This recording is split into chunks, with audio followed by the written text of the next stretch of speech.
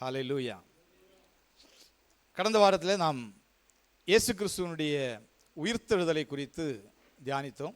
இயேசு சொன்னார், யோவான் எழுதின சுவிசேஷம் 11ஆம் அதிகாரத்திலே, நானே உயிர்த்தெழுதலும் ஜீவனுமாயிருக்கிறேன் என்று இயேசு சொன்னார். இயேசு கிறிஸ்து மரித்தார், 3ஆம் நாள் உயிரோடு கூட எழுந்தார். அவர் உயிரோடு கூட எழுந்தபடியினால் நமக்கு உண்டான சில நன்மைகள், சில ஆசீர்வாதங்களை குறித்து நாம் தியானித்தோம். அதில் ஒரு சில வசனங்களை வாசித்து அப்படியே நாம் தொடரலாம். 1 தெசலோனிக்கேயர் 4ஆம் அதிகாரம் 13-14 வசனங்களை படிக்கலாம். 1 தெசலோனிக்கேயர் 4ஆம் அதிகாரம் 13-14 வசனங்கள். அன்றியும் சகோதரரே,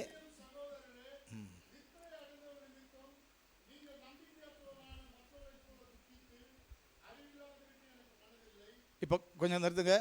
அப்போது நமக்கு ஒரு இயேசு கிறிஸ்துவினுடைய உயிர்த்தெழுதல் மற்ற ஜனங்களை போல நமக்கு ஒரு பெரிய நம்பிக்கையை தருகிறது.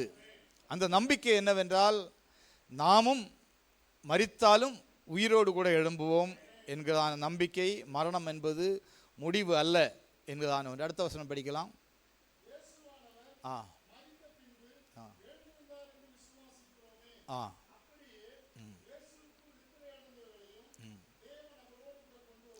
இயேசுக்குள் நித்திரை அடைந்தவர்களையும் தேவன் அவரோடு கூட கொண்டு வருவார். அது நமக்கு ஒரு உயிர்த்தெழுதலின் நம்பிக்கையை தருகிறது. அது நமக்கு ஒரு உயிர்த்தெழுதலை, நம்முடைய உயிர்த்தெழுதலும் உண்டு என்பதை அது உறுதி செய்கிறது. மரித்தாலும் நாம் உயிரோடு கூட எழும்புவோம் என்று சொல்லி அது உறுதி செய்கிறது. பிலிப்பியருக்கு எழுதின நிருபம் 3ஆம் அதிகாரம் 20-21 வசனங்களை நம்ம போன வாரத்தில் வாசித்தோம், தியானித்தோம்.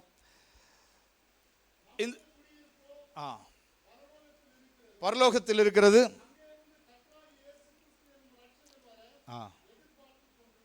ஓகே, அடுத்த வசனம்.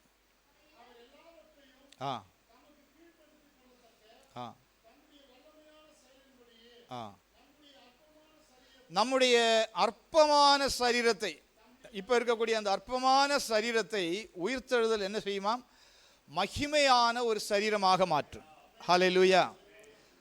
இதை தொடர்ந்து நாம் உயிர்த்தெழுதலை குறித்து சில காரியங்களை நம்ம தியானிக்க இருக்கிறோம்.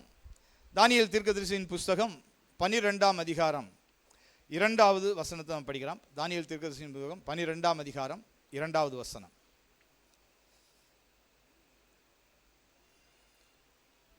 பூமியின் தூளிலே நித்திரை பண்ணுகிறவர்களாகிய அநேகரில் சிலர் நித்திய ஜீவனுக்கும், சிலர் நித்திய நிந்தைக்கும் இகழ்ச்சிக்கும் விழித்து எழுந்திருப்பார்கள். இயேசு கிறிஸ்து மரித்தார், உயிரோடு கூட எழுந்தார். அவர் இன்றும் ஜீவிக்கிறார். இயேசு கிறிஸ்துவனுடைய உயிர்த்தெழுதல் அநேக இடங்களில் அட்லீஸ்ட் வருஷத்தில் ஒரு முறையாவது பிரசங்கிக்கப்படும் எல்லா சபைகளிலும். இயேசு கிறிஸ்துவனுடைய உயிர்த்தெழுதலை குறித்து அப்போஸ்தலர்கள் பலமாய் சாட்சி கொடுத்தார்கள் என்று சொல்லி நாம் வேதத்திலே படிக்கிறோம். எப்படி சாட்சி கொடுத்தார்கள் என்றால், நீங்கள் சிலுவையில் அறைந்த இயேசுவை தேவன் உயிரோடு கூட எழுப்பினார். அது மட்டுமல்ல, அந்த உயிர்த்தெழுதலை நாங்கள் விசுவாசிக்கிறோம், நம்புகிறோம் என்று சொல்லி அந்த உயிர்த்தெழுதல் மூலமாக உயிர்த்தெழுந்த வல்லமை அநேகரை சுகமாக்கினதையும் அற்புத சுகத்தை கொண்டு வந்ததையும் கூட்டத்தில் அவர்கள் சாட்சியாக சொன்னார்கள். இப்பொழுது இயேசு உயிர்த்தெழுந்தார் என்கிறதான செய்தி எல்லா இடங்களிலும் குறைந்தபட்சம் அந்த உயிர்த்தெழுதல் நாளாவது பிரசங்கிக்கப்படுகிறது. அதன் விளைவாக நாம் முன்னால் படித்த வேத வசனங்களின்படி அவர் உயிரோடு இருந்தபடியினால் நாமும் கூட உயிரோடு எழுந்திருப்போம். நம்முடைய உயிர்த்தெழுதலை குறித்து அதிகமாக இந்த நாட்களில் சபைகளில் பிரசங்கிக்கப்படுவதில்லை. அந்த உயிர்த்தெழுதல் இயேசுவின் வருகையோடு கூட தொடர்புபடுத்தப்பட்டபடியினால் அவருடைய வருகையை பற்றியும் இந்த நாட்களில் அதிகமாக பிரசங்கிக்கப்படுவதில்லை. ஆசீர்வாதத்தை பற்றிய உபதேசங்கள் சபையில் பிரசங்கிக்கப்படுகிறது. விசுவாச போதனைகள் சபையில் பிரசங்கிக்கப்படுகிறது.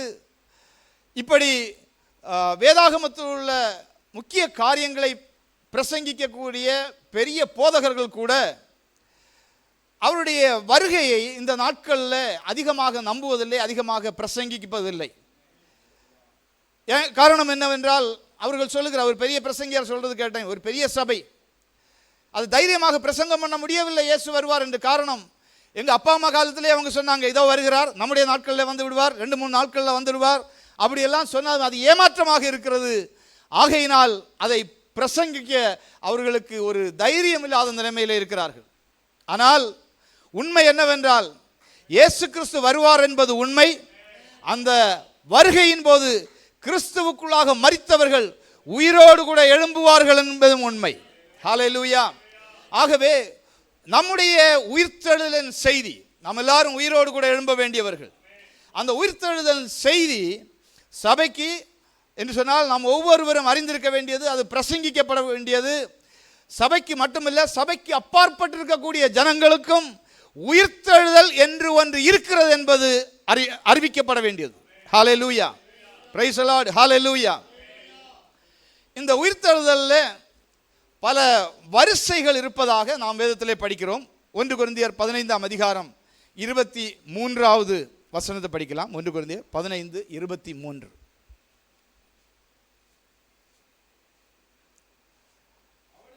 அவன் தன் தன் வரிசையிலே உயிர்ப்பிக்கப்படுவான். போதும், இங்க நம்ம படிக்கிறோம். அவன் என்று சொன்னால் எல்லாருமே தன் தன் வரிசையிலே உயிர்ப்பிக்கப்படுவார்கள்.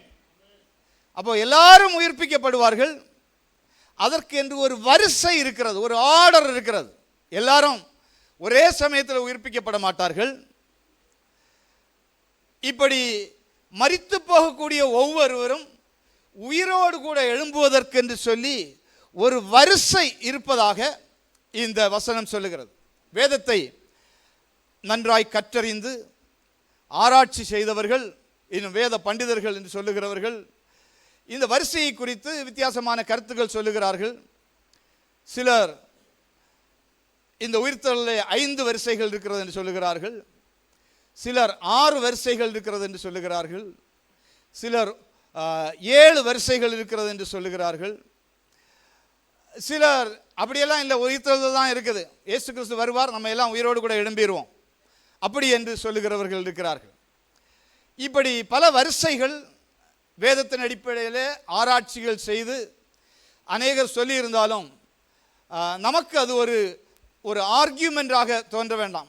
7 வருஷம் இருக்குன்னு சொன்னால் 7 வருஷம் இருக்கட்டும், 6 வருஷம் இருக்குன்னா 6 வருஷம் இருக்கட்டும். இல்லை, அவங்க சொல்கிறது தப்பு, 1 எக்ஸ்ட்ரா இருக்குன்னு சொல்லி, அல்லது 1 கம்மியாக இருக்குது, இவர் எக்ஸ்ட்ரா சேர்த்துட்டாருன்னு சொல்லவோ ஆர்கியூமெண்ட்டுக்கும் நமக்கு தேவையில்லை. இன்றைய தினத்தில் ஒரு 6 அந்த வரிசைகளை குறித்து நம்ம தியானிக்க இருக்கிறோம். Price the Lord. இவைகள் எப்படி இருந்தாலும் 2 வரிசைகள் உயிர்த்தெழுதலிலே கட்டாயமாக இருக்கிறது. அது நாம் எல்லாரும் அறிந்து கொள்ள வேண்டிய அந்த 2 வரிசைகள். ஹல்லேலூயா. அதுதான் தானியேல் தீர்க்கதரிசியின் புஸ்தகம் 12ஆம் அதிகாரம் 2வது வசனத்தில் நாம் படித்தோம். ஒரு தடவை கூட அந்த வசனத்தை நம்ம படிக்கலாம். பூமியின் தூளிலே நித்திரை பண்ணுகிறவர்களாகிய அநேகரில் சிலர் நித்திய ஜீவனுக்கும், சொல்லுங்க, சிலர் நித்திய ஜீவனுக்கும். அப்போ அநேகர், இந்த பூமியில் மரிக்கிறவர்கள் எல்லாரும் பூமியின் தூளில், அவர்கள் யாராக இருந்தாலும் சரி, எந்த கோத்திரத்தை சார்ந்தவர்களாக இருந்தாலும் சரி, கருப்பனாக இருந்தாலும் வெள்ளையனாக இருந்தாலும், உயர்ந்தவர்களாக இருந்தாலும் தாழ்ந்தவர்களாக இருந்தாலும், படித்தவர்களாக இருந்தாலும் படிக்காதவர்களாகவும், பணக்காரர்களாக இருந்தாலும் ஏழைகளாக இருந்தாலும், மரிக்கிறவர்களெல்லாம் இந்த பூமியின் தூளாக மாறி வருவார்கள். அப்படி இந்த பூமியின் தூளிலே நித்திரை பண்ணுகிறவர்கள், இளைப்பாறுகிறவர்கள், அவர்களில் சிலர் நித்திய ஜீவனுக்கு என்று சொல்லி எழுந்திருப்பார்கள். நான் விரும்புவது, ஆண்டவர் ஆசைப்படுவது, நாம் எல்லாரும் நித்திய ஜீவனுக்கு என்று எழுந்திருக்க வேண்டும். ஹல்லேலூயா. நாம் உயிர்த்தெழுக்க வேண்டுமானால், எதற்காக உயிர்த்தெழ வேண்டும் என்றால் நித்திய ஜீவனுக்காக உயிர்த்தெழ வேண்டும். ஹல்லேலூயா. இங்கே இன்னொரு கூட்டத்தினுடைய உயிர்த்தெழுதல் சொல்லப்பட்டிருக்கிறது. அதில் சிலர் நித்திய நிந்தைக்கும் இகழ்ச்சிக்கும் விழித்து எழுந்திருப்பார்கள். நித்திய நிந்தை, நித்திய இகழ்ச்சி, அது நரகத்தை காட்டுகிறது, நரக அனுபவத்தை காட்டுகிறது. சொல்லுகிறேன், மரித்தவர்கள் எல்லாரும் எழுந்திருப்பார்கள். அதில் சிலர் நித்திய ஜீவனுக்கு என்று எழுந்திருப்பார்கள். இங்கு இருக்கிற ஆண்டவரை இரட்சகராக ஏற்றுக்கொண்ட நாம் ஒவ்வொருவரும் எதற்காக எழுந்திருக்க வேண்டும் என்றால் நித்திய ஜீவனுக்காக எழுந்திருக்க வேண்டும். ஹல்லேலூயா. எல்லாரும் சொல்லுங்க, நித்திய ஜீவன். நித்திய ஜீவன். இந்த உலகத்தில் ஒரு நல்ல வாழ்க்கை வாழ்ந்து மரித்து நரகத்துக்கு போவதற்காக ஆண்டவர் நம்மை ஏற்படுத்தவில்லை. ஹல்லேலூயா. நித்திய காலமாய் அவரோடு கூட வாழும்படியாக இயேசு நம்மை இந்த பூமியிலே வைத்திருக்கிறார். ஹல்லேலூயா. அவரை விசுவாசித்து அவரை இரட்சகராக ஏற்றுக்கொண்டு அவருக்காக வாழ்கிற ஒவ்வொருவருக்கும் ஆண்டவர் இந்த நம்பிக்கையை கொடுத்திருக்கிறார். மரித்து இது மண்ணோடு கூட போனாலும் சாம்பலோடு கூட போனாலும் ஒருவேளை சென்று தண்ணீரிலே கரைக்கப்பட்டு விட்டாலும், ஹல்லேலூயா, எங்க அது இருந்தாலும் அது மரித்தவர்களை ஒரு நாள் ஒப்புவிக்கும். அப்படி ஒப்புவிக்கும் போது நாம் எங்கு செல்ல வேண்டுமானால் நித்திய ஜீவனுக்கு என்று நம்முடைய உயிர் எழுந்திருக்க வேண்டும். ஹல்லேலூயா. ஆகையினால் இந்த உலகத்தில் வாழும் போதே அந்த நித்திய ஜீவனை குறித்தான நம்பிக்கை உடையவர்களாய், ஹல்லேலூயா, அந்த நித்திய ஜீவனை குறித்தான ஒரு உறுதி உள்ளவர்களாய் நாம் வாழ வேண்டும். அதை இயேசு கொடுத்திருக்கிறார். காரணம், அவர் மரித்து உயிரோடு கூட எழுந்தபடியினால் நாம் எல்லாரும் உயிரோடு கூட எழும்புவோம் என்குதான் அந்த நம்பிக்கையை ஆண்டவர் நமக்கு கொடுத்திருக்கிறார். ஹல்லேலூயா, ஹல்லேலூயா. இப்போ இந்த உயிர்த்தெழுதலில் நான் ஏற்கனவே சொன்ன மாதிரி முக்கியமாக 2 பிரிவுகள். ஒன்று நித்திய ஜீவனுக்கு என்று எழுந்திருப்பார்கள். இன்னொரு கூட்டம் நித்திய நிந்தைக்கும் இகழ்ச்சிக்கும் அல்லது நித்திய காலமாக வேதனை அனுபவிக்கும்படியாக அவர்கள் எழுந்திருப்பார்கள். நாம் நித்திய காலமாய் இயேசுவோடு கூட மகிழ்ச்சியான ஒரு வாழ்க்கை வாழும்படியாய் எழும்ப வேண்டியவர்கள். இதை நாம் எப்பொழுதும் ஞாபகத்தில் வைத்துக் கொள்ள வேண்டும். ஹல்லேலூயா. இதில் இந்த வரிசையில் முதல் வரிசை இயேசு கிறிஸ்து என்று நாம் பார்க்கிறோம். 1 கொரிந்தியர் 15ஆம் அதிகாரம் 20 மற்றும் 23 வசனங்களை நம்ம படிக்கலாம். 1 கொரிந்தியர் 15ஆம் அதிகாரம் 20, 23. கிறிஸ்துவோ மரித்தோரிலிருந்து எழுந்து நித்திரை அடைந்தவர்களில் முதற்பலனானார். கொஞ்சம் நிறுத்துங்க. கிறிஸ்துவோ மரித்தோரிலிருந்து எழுந்து நித்திரை அடைந்தவர்களில் முதற்பலனானார். ஸ்தோத்திரம். இயேசு கிறிஸ்து வாழ்ந்த நாட்களில் அவர் சிலரை எல்லாம் உயிரோடு கூட எழுப்பினார். லாசருவை உயிரோடு கூட எழுப்பினார். அந்த விதவையினுடைய மகனை உயிரோடு கூட எழுப்பினார். 3 பேரை ஆண்டவர் இயேசு கிறிஸ்து. ஆனால் அப்படி உயிரோடு கூட எழுந்தவர்கள் மகிமையான சரீரமுடையவர்களாக எழும்பவில்லை. அது உண்மையான உயிர்த்தெழுதல் அல்ல. அது திரும்பவும் அவர்கள் இந்த சரீரத்தில் வாழ்ந்து அவர்கள் மரித்தார்கள். அவர்களும் இனி ஒரு நாள் அப்படி உயிர்த்தெழுத வேண்டும். நித்திய ஜீவனுக்கென்று அவர்கள் உயிர்த்தெழுந்திருக்க வேண்டும். இங்கே இயேசு முதலாவது அப்படி உயிர்த்தெழுந்து நித்திய ஜீவனுக்கென்று உயிர்த்தெழுந்தவர்களில் இயேசு முதலாவது பலன். ஹல்லேலூயா. முதலாவது அவர் உயிரோடு கூட எழுந்தார்.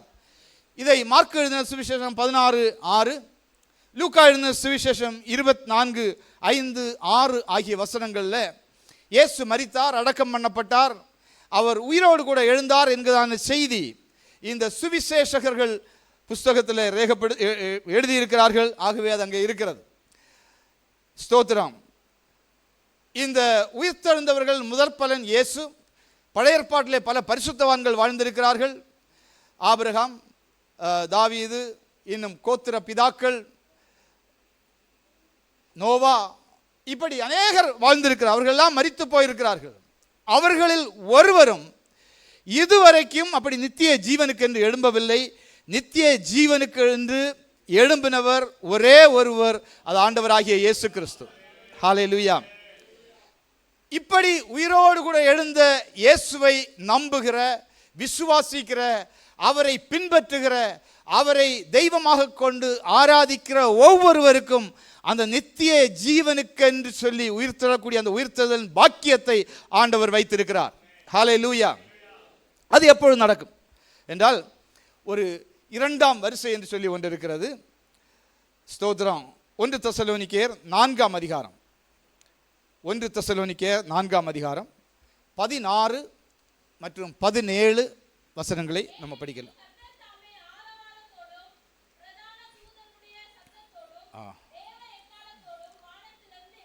சரி, ஓகே, நம்ம 14 இருந்து படிக்கலாம். 14 இருந்து.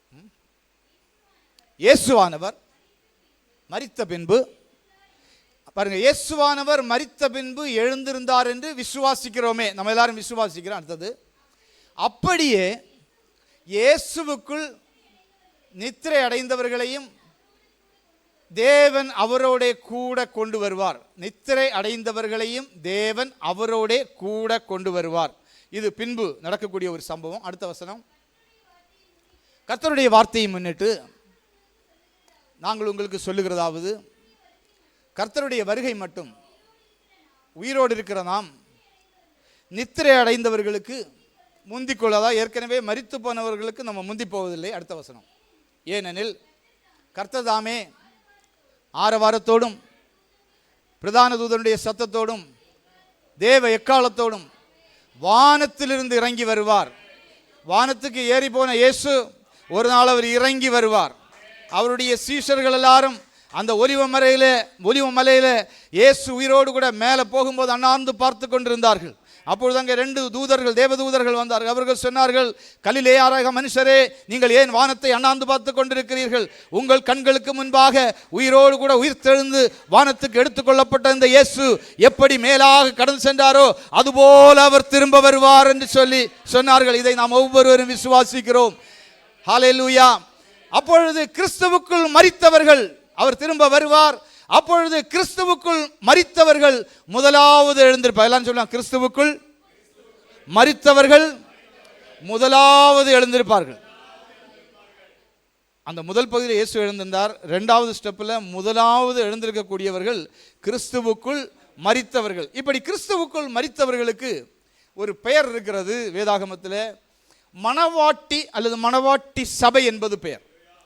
எல்லாம் சொல்லுங்க, மணவாட்டி, மணவாட்டி சபை. ஓகே, சரி, அடுத்த வசனத்தை கூட படிச்சிடலாம். பின்பு உயிரோடு இருக்கிற நாமும் கர்த்தருக்கு எதிர்கொண்டு போக மேகங்கள் மேல் அவர்களோட கூட ஆகாயத்தில் எடுத்துக்கொள்ளப்பட்டு இவ்விதமாய் எப்பொழுதும் கர்த்தருடனே கூட இருப்போம். இந்த 2வது உயிர்த்தெழுதலில் கிறிஸ்துவுக்குள் மரித்து உயிரோடு கூட எழும்புகிற அவருடைய வருகையின் போது எழும்புகிறவர்கள் ஒரு வித்தியாசமான கூட்டம், ஒரு வித்தியாசமான உயிர்த்தெழுதலை உடையவர்கள். காரணம், இந்த வசனத்தின்படி இவ்விதமாய், அதாவது அவர்களோட கூட ஆகாயத்தில் எடுத்துக்கொள்ளப்பட்டு இவ்விதமாய் எப்பொழுதும் கர்த்தருடனே கூட இருப்போம்.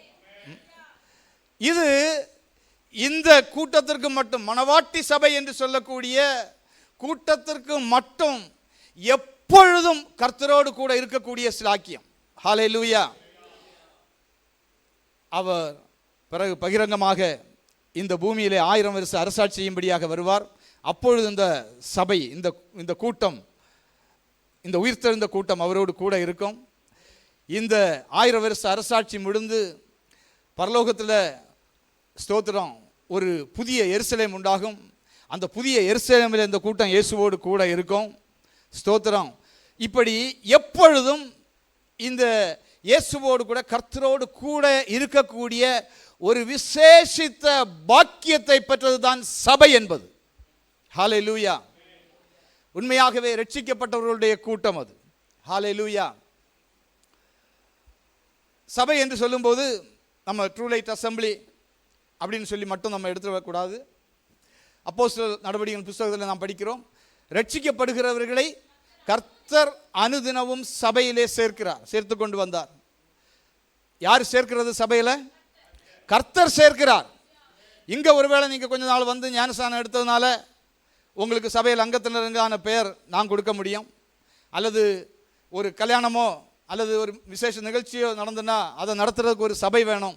அதனால சபையில் அங்கமாக, அப்படி இந்த சபையில் நீங்கள் அங்கமாக மாறலாம். ஸ்தோத்திரம். ஒரு நல்ல காரியம் கெட்ட காரியத்துக்கு அது நடத்தி வைக்க முன்னால் இருந்து நடத்துறதுக்கு, அல்லது நமக்கு ஒரு பிரச்சனை வந்தால் பிரார்த்தனை செய்கிறதுக்கு ஒரு ஆள் வேணுமே. ஆகையினால் நாம் இந்த சபையிலே சேரலாம் என்று சொல்லி ஒருவேளை சிலர் இங்கே வந்திருக்கலாம். ஆனால் நான் இங்கே சொல்லப்பட்ட சபை என்பது வெறும் இந்த ட்ரூ லைட் அசெம்பிளி அல்ல. ரட்சிக்கப்படுகிறவர்களை கர்த்தர் அனுதினமும் சபையிலே சேர்த்து கொண்டு வந்தார். ஹல்லேலூயா. அப்படி ரட்சிக்கப்பட்டவர்களுடைய ஒரு கூட்டத்தை தான் இந்த யூனிவர்சல் சர்ச், உலகம் முழுவதும் அந்த சபை இயங்கிக் கொண்டிருக்கிறது. ஹல்லேலூயா. அப்பொழுது சபை என்பது சாதாரண மனுஷனுடைய கண்டுபிடிப்பிலிருந்து வந்தது ஒன்று அல்ல. சபை என்பது தேவன் ஏற்கனவே திட்டம் பண்ணினது. ஹல்லேலூயா. அதற்கு அடையாளமாக லோக்கல் சபைகளாக இங்கும் அங்குமாக அநேக சபைகளை நாம் பார்க்கிறோம். யாரெல்லாம் உண்மையான மனதோடு ரட்சிக்கப்பட்டு இயேசுவை ஆராதிக்கும்படியாக சபையிலே வருகிறார்களோ அவர்கள் எல்லாரும் அந்த ரட்சிக்கப்பட்டவர்களுடைய கூட்டமாகிய சபையிலே இருக்கிறார்கள். சபை என்பது தேவனுடைய திட்டம். சபைக்கு வெளியே இருந்தல்ல, சபையை எடுத்துக்கொள்ளும்படியாக இயேசு வருகிறார். சபையை எடுத்துக்கொண்டு சபையை எப்போதும் அவரோடு கூட வைத்துக் கொள்ளும்படியாக அவர் வருகிறார். ஏதோ எடுத்து உயிர்த்தெழுந்து பரலோகத்தில் கொண்டு ஆண்டவர் வச்சுட்டு அவர் ஒரு வேலையை பார்த்து போக மாட்டார். நம்மோடு கூட இருக்கும்படியாய் எப்பொழுதும், ஹல்லேலூயா, எப்பொழுதும் கர்த்தருடைய கூட இருப்போம் என்கிற வசனம் சொல்லுகிறது. எப்பொழுதும் அவரோடு கூட இருக்கும்படியாய் அவர் சபையை ஏற்படுத்தி வைத்திருக்கிறார். ஹல்லேலூயா. அதனால சபையினுடைய மேன்மையை நாம் அறிய வேண்டும். சபைக்கு போகிறேன்னு சொல்லும்போது அதனுடைய உண்மையான கருத்தை நாம் அறிய வேண்டும். ஹல்லேலூயா. ஸ்தோத்திரம். வெறும் கல்யாணம் நடத்தவும் முக்கியமான நிகழ்வு நடத்தவும் மட்டுமல்ல சபை, அதற்கான அல்ல சபை. ஹல்லேலூயா. ரட்சிக்கப்படுகிறவர்களை உள்ளாலே சேர்ப்பது தான் சபை. அவர்களை சேர்த்து அவருடைய வருகைக்கென்று ஆயத்தமாக்குவது தான் சபை. ஹல்லேலூயா. இங்க வந்திருக்கிறவங்களுக்கு ஒவ்வொருவருக்கும் தெரியணும், ட்ரூ லைட் அசெம்பிளிக்குள்ளால் இருக்கிற ஒரு சபைக்குள்ளால் இருக்கிறேன் என்றால், ஹல்லேலூயா, இந்த இயேசு வாக்கு பண்ணவர் சீக்கிரமாக திரும்பி வரப்போகிறார். அவர் வருகையில் அவரோடு கூட நாம் காணப்பட வேண்டும். ஹல்லேலூயா. ஸ்தோத்திரம். தொடர்ந்து நம்ம படிக்கலாம். 1 கொரிந்தியர் 15ஆம் அதிகாரம் 22, 23 வசனங்கள்.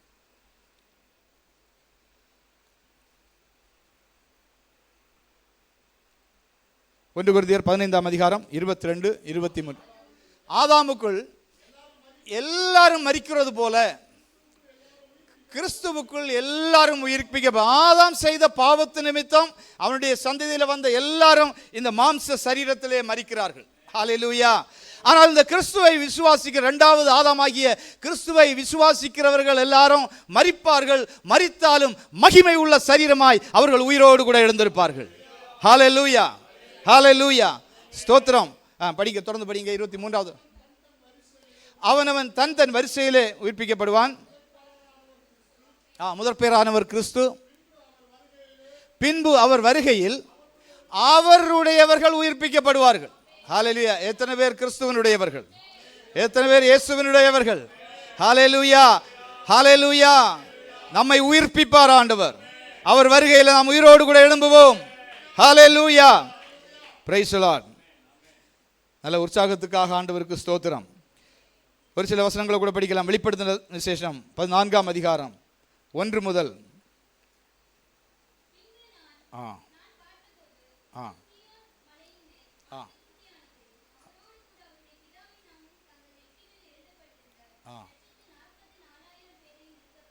ஆமென்.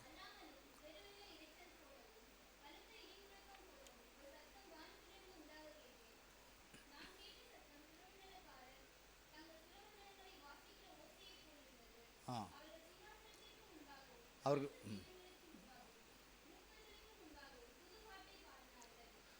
அந்த பாட்டு பூமியிலிருந்து மீட்டு கொள்ளப்பட்ட 144,000 பேரை அல்லாமல் வேறொருவரும் கற்றுக்கொள்ளக்கூடாது இருந்தது. அடுத்த வசனம். ஸ்திரீகளால் தங்களை கரைப்படுத்தாதவர்கள் இவர்களே, கற்புள்ளவர்கள். இதை தவிர நம்ம புரிஞ்சிடக்கூடாது. அதனால் கல்யாணம் பண்ணக்கூடாது, ஸ்திரீகளால் கரைப்பட்டு விடக்கூடாது அப்படின்னு சொல்லி போதிக்கிற சிலர் இருக்கிறாங்க. இது ஸ்திரீகளால் தங்களை நாம் இன்னொரு வாய்ப்பு கிடைச்சா ஸ்திரீகளால் தங்களை கரைப்படுத்திக் கொள்வது என்ன உள்ளத வேதத்தின் அடிப்படையில் நம்ம ஆராய்வோம். இந்த திருமணம் என்கிறதான அமைப்பை குடும்ப உறவை ஏற்படுத்தினவர் ஆண்டவர். அப்படி ஏற்படுத்தின ஆண்டவர் ஒருபோதும் என்னது ஸ்ரீயை கூட கலந்து கரைப்பட்டுருவீங்கன்னு அவர் சொல்ல மாட்டார். இது வேற ஒரு சம்பவம், அதனால் அதை விட்டு விடுவோம், நமக்கு டைம் இல்லை. ஆட்டுக்குட்டியானவர் எங்கே போனாலும் சொல்லுங்க, ஆட்டுக்குட்டியானவர் எங்கே போனாலும். ஆட்டுக்குட்டியானவர் யார்? இயேசு. எங்கே போனாலும் அவரை பின்பற்றுகிறவர் இவர்களே. அதுதான் இது ஸ்பெஷல். அது உயிர்த்தெழுதல்ல நிறைய பேர் பரலோகத்துக்கெல்லாம் போவாங்க. ஆனால் ஆட்டுக்குட்டியானவர் எங்கே போனாலும் அவரை பின்பற்றுகிற ஒரு கூட்டம் இருக்கிறது, அதுதான் சபை. ஹல்லேலூயா. அவர் உயிரோட வந்து எடுத்து பரலோகத்துக்கு கொண்டு போனால் மத்திய ஆகாயத்திலும் அங்கேயும் இருப்பாங்க, திருப்பி பூமியில் வரும்போது பூமியில் இருப்பாங்க, பிறகு பூமியிலிருந்து பரலோகத்தை ஏற்படுத்துவார். அங்கே புதிய எருசலேம் இருக்கும், அந்த புதிய எருசலேம் இருப்பாங்க, அங்கேயும் இருப்பார்கள். ஹல்லேலூயா. ஆக அங்கே வசனம் சொல்லுகிறது, ஆட்டுக்குட்டியானவர் எங்கே போனாலும் அவரை பின்பற்றுகிற இவர்களே, இவர்கள் மனுஷனிலிருந்து தேவனுக்கும் ஆட்டுக்குட்டியானவருக்கும் முதற் பலனாக மீட்டு கொள்ளப்பட்டவர்கள். ஹல்லேலூயா. யார் இந்த கூட்டம்? Praise the Lord. ஹல்லேலூயா. யார் இந்த கூட்டம்? நம்ம உயிரோடு கூட எழும்புவோம். இதை கேட்கும்போது யாரும் தூங்கக்கூடாது. ஹல்லேலூயா. உற்சாகம் உண்டாகணும். ஹல்லேலூயா. Praise the Lord. ஸ்தோத்திரம். அப்போது இது இரண்டாவது வரிசையாக நாம் பார்க்கிறோம். இரண்டாவது வரிசை மிக முக்கியமானது, சபையை குறிக்கிறது. சபையை எடுத்துக்கொள்ளும்படியாக ஆண்டவர் வருகிறார்.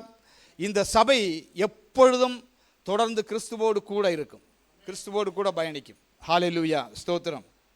அடுத்தது நாம் ஒரு மூன்றாவது வரிசையை பார்க்கலாம். மூன்றாவது வரிசை, ஸ்தோத்திரம். இதில் கொஞ்சம் அதிகமான வசனங்கள் நம்ம படிக்கணும். நீங்கள் உங்களுக்கு நான் தெரிஞ்சதாக நான் சொல்லி விட்டுறேன். முதலாவது இதை என்ன சொல்லுவாங்கன்னா, முதலாவது நம்ம சபையை என்ன சொல்லுவாங்க? மணவாட்டி அப்படின்னு சொல்லுவாங்க. இந்த கூட்டத்திற்கு மணவாட்டியினுடைய தோழிகள் என்று அர்த்தம். மூன்றாவது வரிசையில் மணவாட்டியினுடைய தோழிகள். ஸ்தோத்திரம். ஒரு வேதபகுதியை படிக்க, சங்கீதம் 45:13 முதல் 15 வரை உள்ள வசனங்களை படிக்கலாம். ராஜகுமாரத்தி உள்ளாக பூரண ராஜகுமாரி. இந்த சொல்லப்பட்ட ராஜகுமாரத்தி வேற யாரும் இல்லை, மணவாட்டி. சபை. சபை உள்ளாக பூரண அழகுள்ளவள், மகிமை உள்ளவள். ஓகே. அடுத்து, அவள் உடை பொற்சரிகையா இருக்கிறது, சித்திர தையலாடை தரித்தவளாய் ராஜாவிடத்தில் அடைத்து கொண்டு வரப்படுவார். எங்க ராஜா யாரு? இயேசு ராஜா. ஹல்லேலூயா. இயேசு ராஜாவிடத்தில் மணவாட்டி ஆகிய சபை அழைத்து கொண்டு வரப்படும். அடுத்தது, அவள் பின்னாலே சொல்லும் இன்னொரு கூட்டம். அவள் பின்னாலே சொல்லும் அவளுடைய தோழிகளாகிய கன்னிகைகள். யாருக்கு பின்னால? மணவாட்டி சபைக்கு பின்னால செல்லக்கூடிய இன்னொரு கூட்டம் இருக்கிறது.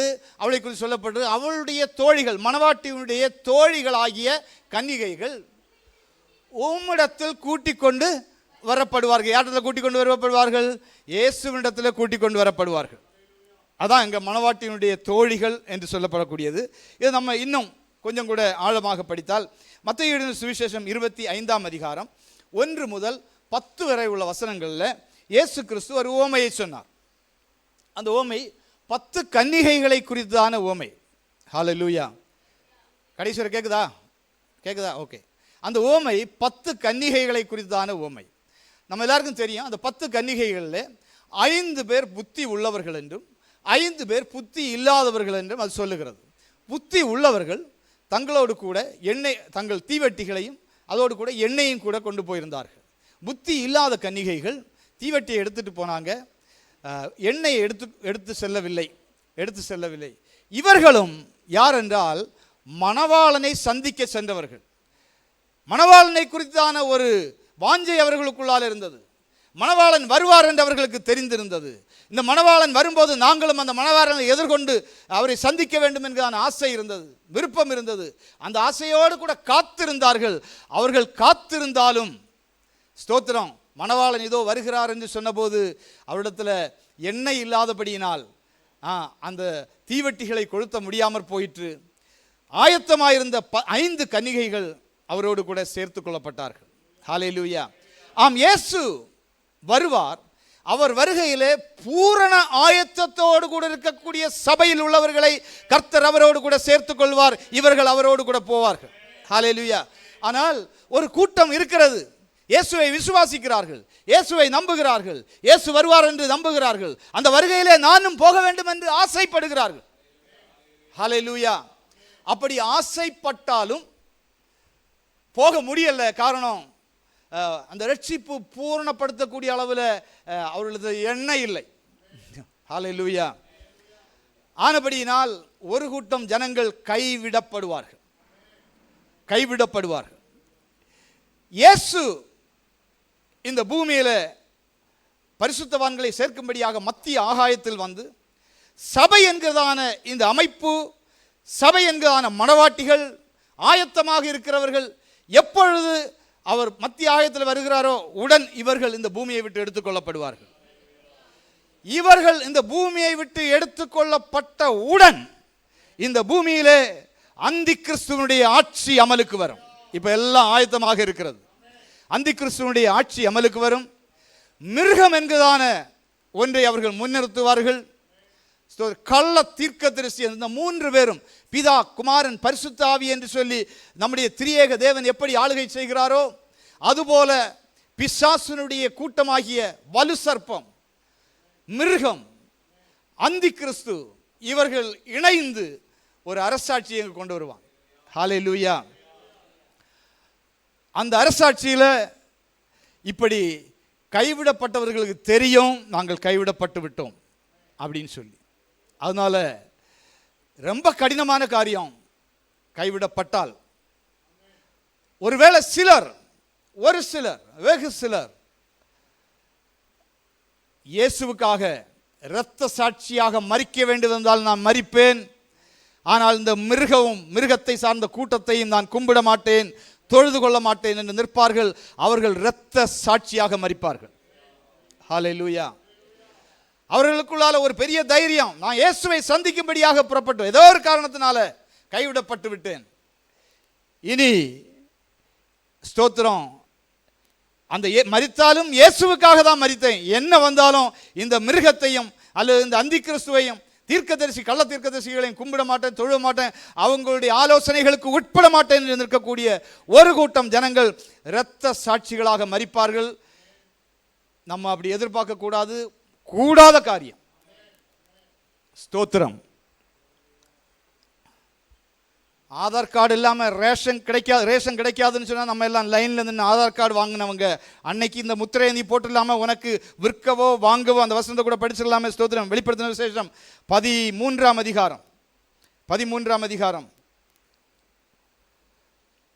16 முதல் வசனங்கள் படிங்க பார்க்கலாம்.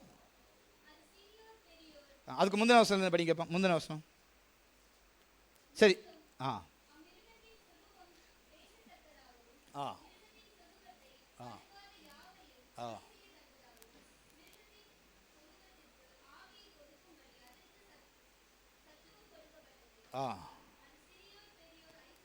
சிறியோர் பெரியோர், ஐஸ்வர்யவான்கள், தரித்திரர், சுயாதீனர், இதுல இல்லாத ஏதாவது கூட்டம் இருக்குதா? இதுல இல்லாத ஏதாவது கூட்டம் இருக்குதா? நம்மகிட்ட யாராவது இருக்கிறாங்களா? யாவரும் தங்கள் வலது கைகளாவது நெற்றிகளாவது ஒரு முத்திரையை பெரும்படிக்கும் அந்த மிருகத்தின் முத்திரையாவது அது நாமத்தின் லெக்கத்தையாவது தரித்து கொள்ளுகிறவன் தவிர வேறொருவனும் கொள்ளவும் விற்கவும் கூடாதபடிக்கும் செய்தது முடியாது. இரண்டாவது வரிசையில் எடுத்துக்கொள்ளப்பட்டால் நல்லது, இல்லைன்னா ரொம்ப கடினம். ஒரு சிலர் ஒருவேளை இப்படி இரத்த சாட்சியாக இயேசுவுக்காக மரிக்க துணியலாம். அப்படிப்பட்டவர்கள் தான் மணவாட்டியின் தோழிகள் என்று சொல்லுகிறது. வெளிப்படுத்தின விசேஷம் 14ஆம் அதிகாரம் 12-13 வசனங்களை கூட படிக்கலாம்.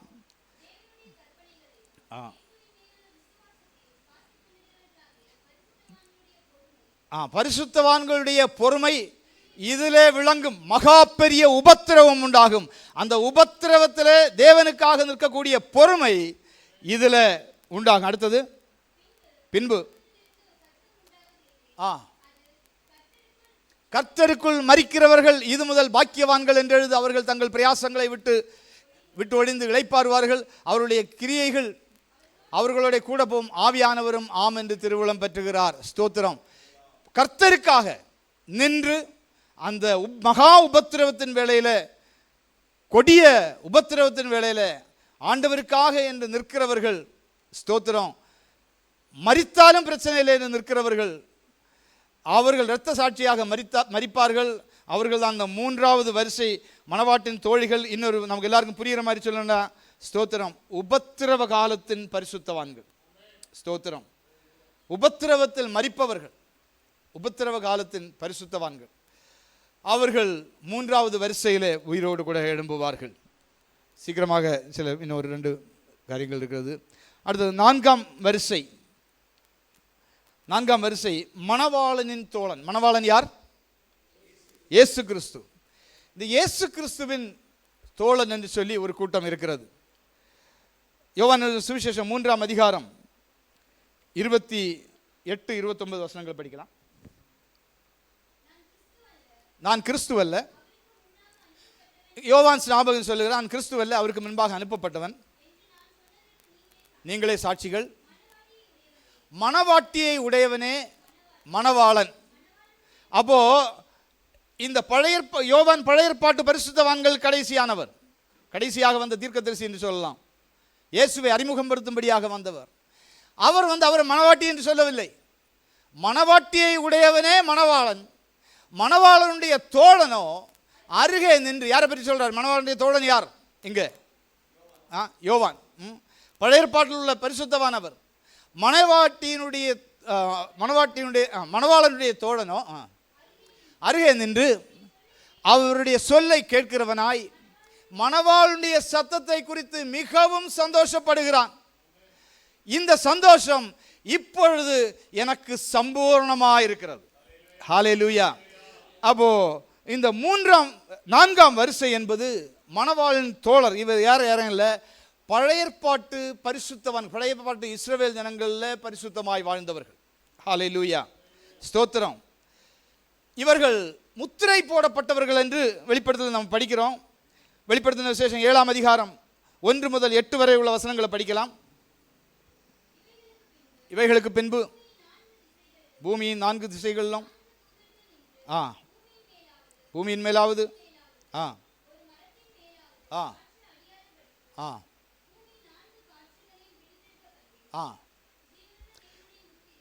ஜீவனுள்ள தேவனுடைய முத்திரை கோலை உடைய வேறொரு தூதன் சூரியன் உதிக்கும் திசையிலிருந்து ஏறி வர கண்டேன். அவன் பூமியையும் சமுத்திரத்தையும் சேதப்படுத்த அதிகாரம் பெற்ற அந்த 4 தூதரையும் நாம் நமது தேவனுடைய ஊழியக்காரன் நெற்றிகளில் முத்திரை போட்டு தீருமளவும். கொஞ்சம் நிறுத்துங்க. பழைய ஏற்பாட்டு பரிசுத்தவான்கள் அநேகர் இரத்த சாட்சிகளாக மரித்தார்கள்.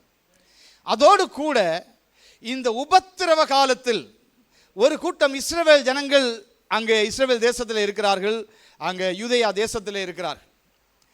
அவர்கள் மேசியாவின் வருகைக்காக காத்து கொண்டிருக்கிறவர்கள். மேசியா வருவார்.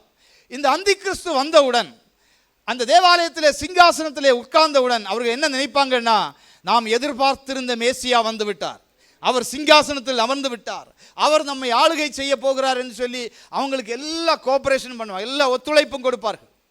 இப்படி ஒத்துழைப்புகள்லாம் கொடுத்து கொண்டிருக்கும் போது நாட்கள் கடந்து செல்ல இந்த சிங்காசனத்தின் மேல் வீற்றிருக்கிற அந்தி கிறிஸ்துவுக்கு அவனுடைய சுபாவங்கள் எல்லாம் சற்று மாறுபடும்.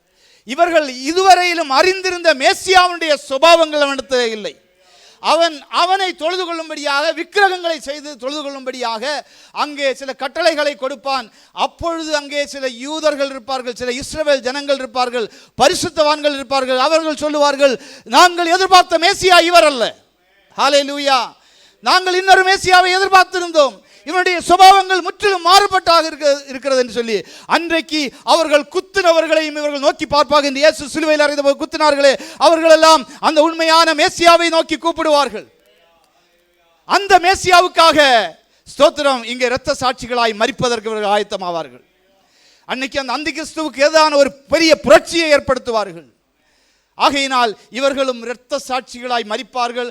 பழைய ஏற்பாட்டு விசுவாசிகளாக, பழைய ஏற்பாட்டு பரிசுத்தவான்களாக இருந்து ஸ்தோத்திரம் இரத்த சாட்சிகளாக மரித்தவர்கள் ஆபேல் முதல் மல்கியா வரையிலும், அதைத் தொடர்ந்து இயேசு கிறிஸ்துவினுடைய இந்த வருகைக்கு பிற்பாடு உபத்திரவ காலத்திலே ஹல்லேலூயா ஸ்தோத்திரம் மேசியா யார் என்பதை அறிந்து அந்த மேசியாவுக்காக நின்றவர்கள் இரத்த சாட்சிகளாய் மரிப்பார்கள். அந்த கூட்டம்தான் ஸ்தோத்திரம். எந்த கூட்டம்?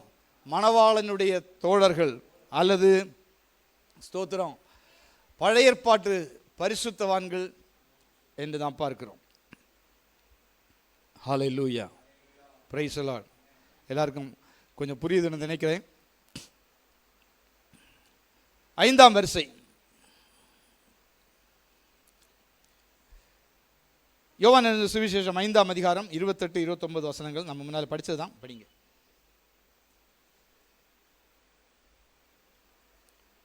யோவான் 5:28-29. ஏனென்றால் பிரேத குழிகளில் உள்ள அனைவரும் அவருடைய சத்தத்தை கேட்கும். கொஞ்சம் நிறுத்துங்க. பிரேத குழிகள் உள்ள அனைவரும், எல்லாம் சொல்லுங்க, அனைவரும் அனைவரும் அவருடைய சத்தத்தை கேட்கும் காலம் வரும். ஹல்லேலூயா ஸ்தோத்திரம். இது எப்பொழுது நடக்கும் என்றால், இயேசு கிறிஸ்து பரசியமாக அல்லது அவருடைய 3வது வருகை என்று சொல்லி வருகையில் வருவார். இந்த பூமியிலே 1000 வருஷ அரசாட்சி செய்வார். அந்த அரசாட்சி முடியும் போது, அரசாட்சிக்கு பிற்பாடு நடக்கக்கூடிய காரியம்தான் இது. ஸ்தோத்திரம். பிரேத குழிகளில் உள்ள அனைவரும், எல்லாரும் அவருடைய சத்தத்தை கேட்கும் காலம் வரும். அடுத்த வசனம், அப்பொழுது நன்மை செய்தவர்கள் ஜீவனை அடையும்படி, எல்லாம் சொல்லுங்க, நன்மை செய்தவர்கள் ஜீவனை அடையும்படி. ஹல்லேலூயா. எழுந்திருக்கிறவர்களாகவும் தீமை செய்கிறவர்கள் ஆக்கினை அடையும்படி எழுந்திருக்கிறவர்களாகவும் புறப்படும். இந்த கூட்டம் அனைவரும் இந்த உலகத்தில் வாழக்கூடிய, நம்ம மேலே சொன்ன அந்த 3 வரிசையில் உட்படாத அனைவரும் பூமியின் தூளிலே இருப்பார்கள். ஏதாவது விதத்தில் அவங்க மரித்து மண்ணாக போய் இருப்பார்கள். ஹல்லேலூயா. இந்த அனைவரும் அவருடைய சத்தத்தை கேட்கும் காலம் வரும். இயேசு கிறிஸ்து ஒரு உவமையை சொல்லும்போது, கடைசி நாட்களில் வெள்ளாடுகளையும் செம்மறி ஆடுகளையும் 2ஆக பிரிப்பதான ஒரு உவமையை சொல்லுவார். வலது புறத்தில் நிற்கிற வெள்ளாடுகளை, செம்மறி ஆடுகள் எல்லாம் வலது புறத்தில் கொண்டு நிறுத்துங்க, வெள்ளாடுகளை எல்லாம் இடது புறத்தில் நிறுத்துங்க. தூங்காதீங்க, கொஞ்சம் கதை சொல்கிறேன் கேளுங்க. இயேசு கிறிஸ்து ஒரு நாள் வந்து ஸ்தோத்திரம் ரெண்டு கூட்டமாக இந்த உலகத்தில் உள்ள எல்லா ஜனங்களையும் அவர் பிரிப்பார். ஒரு கூட்டம் வலது புறத்தில் நிற்கிறவர்கள், அவர்கள் நன்மை செய்தவர்கள் என்று சொல்லப்பட்டிருக்கிறது. இவர்கள் ஒரு நல்ல வாழ்க்கை வாழ்ந்தவர்கள். இயேசுவை அறிந்திருக்கலாம், இயேசுவுக்காக வாழ்ந்திருக்கலாம். இதோடு கூட பழைய ஏற்பாட்டில் வாழ்ந்த நல்ல வாழ்க்கை வாழ்ந்த ஒரு கூட்டம் இருக்கிறார்கள். பழைய ஏற்பாட்டில் நாம் படிக்கும்போது, இந்த காலகட்டங்களை குறித்து படிக்கும்போது, மனசாட்சியின் காலகட்டம் என்று ஒன்று இருக்கிறது. நியாயப்பிரமாணத்துக்கு முன்னால் ஆண்டவர் இஸ்ரவேல் ஜனங்களுக்கு அவர்கள் நடக்கும்படியாக நியாயப்பிரமாணத்தை கொடுத்தார், சட்டத்திட்டங்களை கொடுத்தார். இந்த சட்டத்திட்டங்களுக்கு முன்னதாக நோவாவின் நாட்கள் முதல் உள்ள நாட்கள், ஆரம்பத்தில் இருந்தே மனசாட்சியின் நாட்கள். அந்த ஆண்டவர் நம்ம எல்லாருக்கும் ஒரு மனசாட்சியை கொடுத்திருக்கிறார். அந்த மனசாட்சியின்படி கடவுளுக்கு பயந்து வாழ்ந்த வாழ்க்கை, அப்படி வாழ்ந்தவர்கள் எல்லாரும் ஸ்தோத்திரம் நல்ல வாழ்க்கை வாழ்ந்தவர்கள் இருப்பாங்க, கெட்ட வாழ்க்கை வாழ்ந்தவர்கள் இருப்பாங்க. மனசாட்சியின்படி, தேவன் கொடுத்த மனசாட்சியின்படி தேவனுக்கு பயந்து நல்ல வாழ்க்கை வாழ்ந்தவர்களை ஒரு பக்கத்தில் வலது பக்கத்திலே கொண்டு வந்து நிறுத்துவார். ஹல்லேலூயா, ஹல்லேலூயா. இவங்கெல்லாம் நிறைய நல்ல காரியம் செய்தவங்க. அவங்க தான் பார்த்து ஆண்டவர் சொல்லுவார், என்ன சொல்லுவார்? நான் பசியாக இருந்தேன், எனக்கு ஆகாரம் கொடுத்தீங்க. நல்ல நற்குணங்கள் நிறைய செய்திருக்கிறாங்க. வஸ்திரம் இல்லாத இருந்த எனக்கு வஸ்திரம் கொடுத்தீங்க. நான் ஜெயிலில் இருந்தேன், என்னை பார்க்க வந்தீங்க. நீங்கள் எல்லாம் நல்ல காரியங்கள் செய்திருக்கிறீங்க அப்படின்னு சொல்லுவார். சொல்லிட்டு அவங்கள பார்த்து சொல்லுவார், உங்களுக்கு என்று ஏற்படுத்தப்பட்ட ஒரு நல்ல இடம் இருக்குது, அந்த இடத்துக்கு நீங்கள் போங்கள். இது 5வது வரிசை. ஹல்லேலூயா. 5வது வரிசை. வெளிப்படுத்தின அந்த பகுதியில் நான் ஏறக்குறைய சொல்லிட்டேன். வெளிப்படுத்தின 7ஆம் அதிகாரம் 9வது வசனத்தை படிக்கலாம். வெளிப்படுத்தின இவைகளுக்கு பின்பு நான் பார்த்தபோது, பாருங்க, இந்த கூட்டம் எது கூட்டம்னா சகல ஜாதிகளிலும் கோத்திரங்களிலும் ஜனங்களிலும் பாஷைக்காரர்களிலும் இருந்து வந்ததும், சகல எல்லா கூட்டத்திலிருந்து வந்தவங்க எல்லாம் மரிச்சு அடக்கம் பண்ணிட்டு இருக்கிறாங்க. ஆனா இப்போ ஒரு கூட்டம் 5வது வரிசையில எழும்பி வரப்போறாங்க. அவங்க யாருன்னா சகல ஜாதிகளிலும் கோத்திரங்களிலும் ஜனங்களிலும் பாஷைக்காரர்களிலும் இருந்து வந்தவர்கள், ஒருவரும் எண்ணக்கூடாதுமான திரளான கூட்டமாகிய ஜனங்கள். 2வது உயிர்த்ததுல அது எண்ணிக்கைக்கு உரியது. எதுக்கு உரியது? எண்ணிக்கைக்கு உரியது. சபை என்பது எண்ணிக்கைக்கு உரியது. ஸ்தோத்திரம். இன்னைக்கும் அங்க வேகன்சி இருக்குது. அதனால தான் சபையில் நம்ம இருந்துட்டு இருக்கிறோம். ஒரு நம்பர் பூரணமாக வேண்டும், அதற்கு தேவன் பார்த்து கொண்டிருக்கிறார். இன்னைக்கும் வாய்ப்பு இருக்கிறது. ஹல்லேலூயா. இன்னைக்கும் வாய்ப்பு இருக்கிறது மணவாட்டி சபையோடு கூட சேர்த்து கொள்ளப்பட. ஹல்லேலூயா. இன்னைக்கும் அந்த நம்பர் இதுவரைக்கும் ஃபில் ஆகல. அது ஃபில் ஆச்சுன்னா அந்த டோர் அடைக்கப்படும். ஹல்லேலூயா. இது ஒரு நல்ல வாய்ப்பு. விசுவாசிகளுக்கு இது ஒரு நல்ல வாய்ப்பு. வெளியே இருக்கிறவர்களுக்கு நல்ல வாய்ப்பு.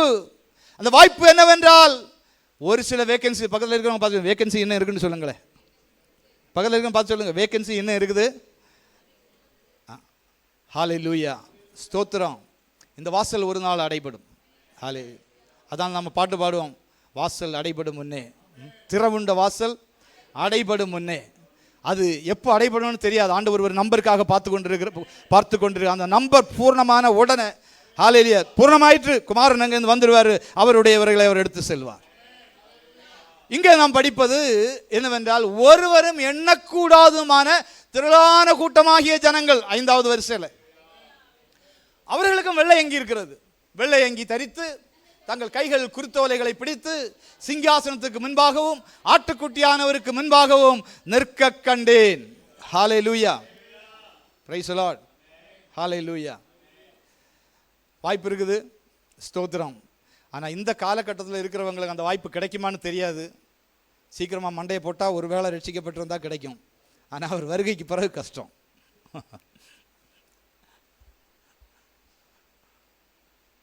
யாரும் கோபிக்க மாட்டாங்கன்னு நினைக்கிறேன். Price the Lord. ஏன்னா அவருக்கு வருகைக்கு பிறகு இரத்த சாட்சியாக நின்று அந்த பரலோகத்தில் போய் சேர மிகவும் கடினம். ஸ்தோத்திரம்.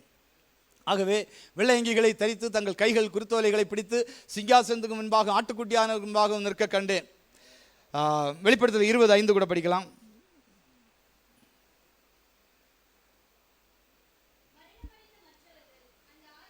மரணமடைந்த மற்றவர்கள் அந்த 1000 வருஷம் முடியும் அளவும். அப்போ இந்த உயிர்த்தெழுதல் எப்பொழுது உண்டாகும் என்ற சபை தவிர மற்றவர்கள், இயேசு கிறிஸ்து உயிரோடு கூட எழுந்தார். சபை என்று சொல்லக்கூடிய மணவாட்டி தவிர மற்றவர்கள், மணவாட்டியுடைய தோழிகள் என்று சொல்லக்கூடிய கூட்டத்தாரை விட மற்றவர்கள், மணவாளனுடைய தோழர்கள் என்று சொல்லக்கூடிய பழைய ஏற்பாட்டு பரிசுத்தவான்கள், புதிய ஏற்பாட்டில் இரத்த சாட்சியாக அவர்கள், அது தவிர உள்ள மற்றவர்கள், அவங்க தான் மிச்சம் உள்ளதா. மற்றதில் எல்லாருமே சேர்ந்துருவோம். மற்றவர்கள் 1000 வருஷம் முடியும், அதே இந்த பூமியில் 1000 வருஷம் அரசாட்சி நடக்கும், அது முடியும் அளவும் அவர்கள் உயிரிடவில்லை. அதுக்கு பிறகு உண்டாக அவர்களுக்கு அது முதலாம் உயிர்த்தெழுதல். அது முதலாம் உயிர்த்தெழுதல். ஹல்லேலூயா. இப்போ இதுக்கு கூட்டத்திலேயே அடுத்து இன்னொரு 6ஆம் வரிசை உயிர்த்தெழுதல் இருக்கிறது. நம்ம ஏற்கனவே முன்னால் படித்தோமே, யோவான் 5ஆம் அதிகாரம் 28-29 வசனங்களை படிக்கலாம்.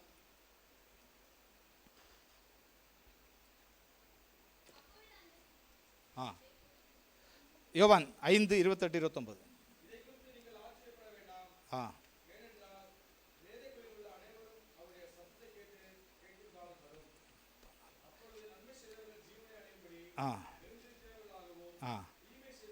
அடுத்த கூட்டம் தீமை செய்தவர்கள், இது அடுத்த கூட்டம் தீமை செய்தவர்கள் ஆக்கினை அடையும்படியாகவும். அது 6வது வரிசையில் ஸ்தோத்திரம் வரக்கூடிய ஒன்று. 24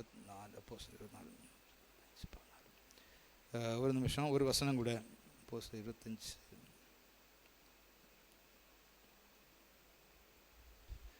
சரி, ஓகே. இப்போ 6வது வரிசை வேற யாரும் இல்லை, வாய்ப்புகள் கொடுக்கப்பட்டோம், மனசாட்சிகள் சொல்லியும் அதற்கு கீழ்ப்படியாமல் பாவிகளாக, துன்மார்க்கராக, துரோகிகளாக மனசாட்சியை கடினப்படுத்தி கொண்டு வாழ்ந்தவர்கள். ஹல்லேலூயா. அப்படிப்பட்ட கூட்டத்தை தான் இதில் இருக்கிறாங்க. மத்தேயு 25ஆம் அதிகாரம் 41வது வசனத்தை படிக்கலாம்.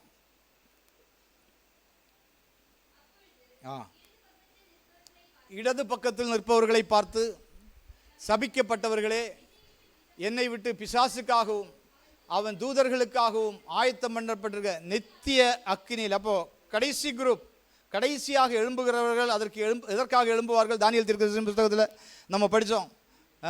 நித்திய நிந்தைக்கும் நித்திய இகழ்ச்சிக்கும். இங்கே சொல்லி நித்திய ஆக்கினை அடையும்படியாக நித்திய அக்கினியிலே போடப்படுவார்கள். ஸ்தோத்திரம். நித்திய அக்கினியிலே போடப்படும். அடுத்த வசனம் 46வது வசனம் படிக்கலாம்.